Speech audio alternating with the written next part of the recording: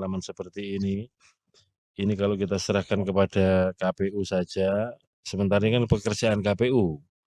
Maksud saya begini, mulai dari TPS sampai yang dibacakan ini harus kita anggap benar pekerjaan KPU, kecuali kalau ada bukti sebaliknya.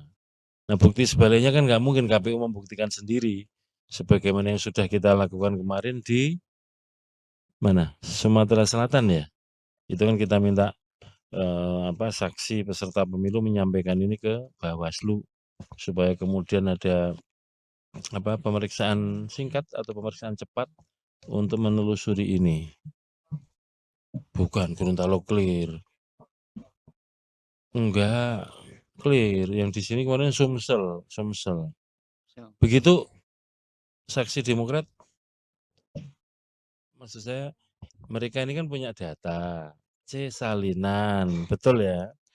Terus direkap sendiri, ketemunya sekian. Ada selisih dibanding dengan D-nya kecamatan. Betul begitu kan?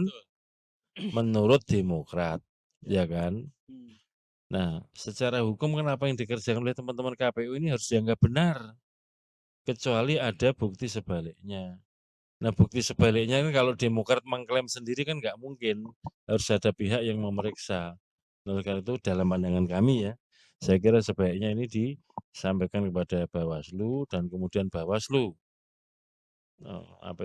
memeriksa ini hasilnya apa nanti disampaikan di forum rekap ini. Nah, karena ini yang ada potensi tergeser suaranya PAN, maka kami juga berharap nanti ketika pemeriksaan Bawaslu ya mengundang Demokrat dan PAN. Download Tribun X sekarang, menghadirkan lokal menjadi Indonesia.